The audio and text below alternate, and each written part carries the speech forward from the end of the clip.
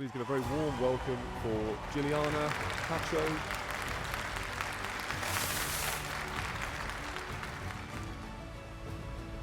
How many of you all remember the first day of primary school? The smell of new books, the sound of chairs scraping against the floor, and that mix of excitement and fear. Oh, I remember mine very vividly. Just like it was yesterday, I stood there in the hall, gripping my bag straps so tight they hurt. Some teacher gave me a name card, but when she called my name, she said, Gilliana. Supposedly, it was to let everyone know who I was. Yet, in that moment, it made me feel smaller, more invisible than ever. Then, I stood in front of the class line. I didn't know what to do or who to talk to. Around me, kids were talking in groups, laughing, already forming their cliques. But young me didn't know how to stand up for herself, so I let it pass. And just like that, my name, the one that my parents chose for me, was changed into something unrecognizable. Nobody noticed, but to me, it was a quiet reminder. You're the odd one out here. That day, I didn't feel like just a new kid. I felt so invisible.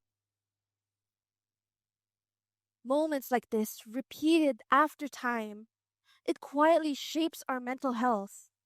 When you constantly feel unseen or different, it leads to self doubt, anxiety, and a lingering question that stays with you for years. Do I really belong?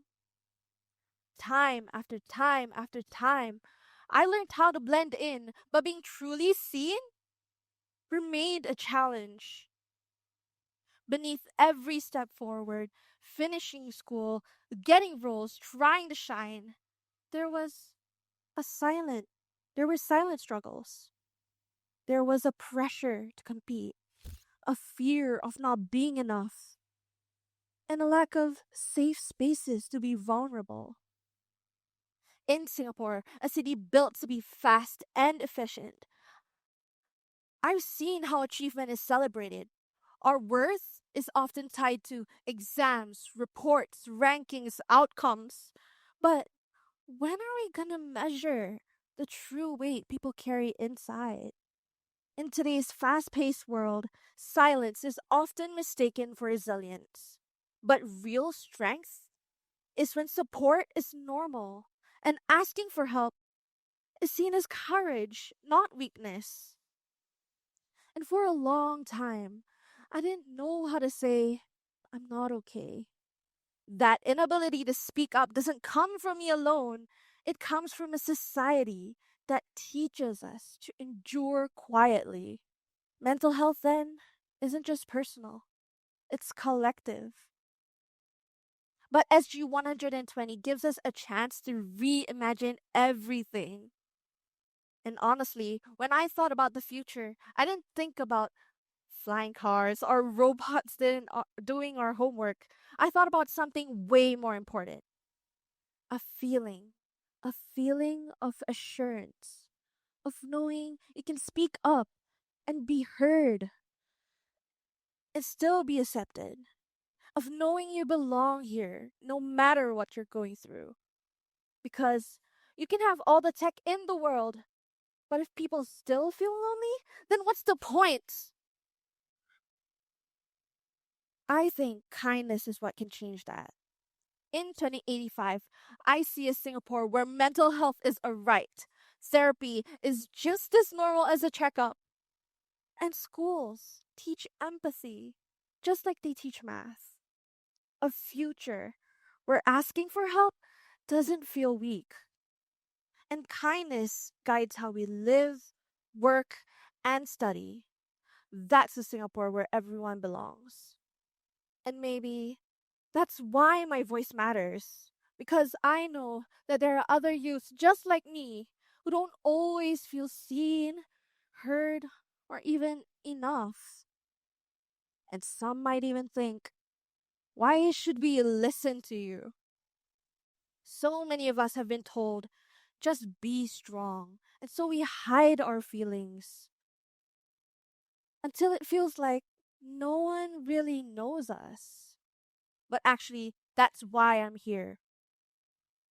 I'm not standing here with some big title or fancy resume. I'm not from a top school.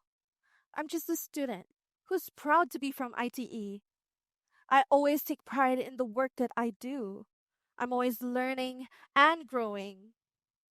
Therefore, my pitch today isn't about being perfect, it's about being real. It's because if I can be honest, really honest, maybe I could stir something good in our community. So, how do we turn kindness into real change? For me, it starts with one thing: belonging isn't something you earn, it's something we build. So I started imagining, what if empathy was ingrained in our system? What if we prioritize authentic connections over authenticity? What if we had better mental health literacy to take care of our loved ones? What if we created more youth led safe spaces where we can speak up, be heard, and not have to filter ourselves just to fit in? Here's one way we could start. Picture this: check in Fridays at work, 5 minutes, where everyone shares one high and one low of the week. Simple, but it makes people feel seen. Just imagine how much would happen in just 2 weeks if you did that. At home, just a simple 2 sentence check in. Share one truth and one feeling. No distractions. If 20 families did this, imagine how much closer they would become. I know schools and workplaces already have workshops and talks, but often it's just once in a while, like a checklist. What if it's part of our daily life instead? A quick check in school, a pause at work, and even a listening space in the community centers.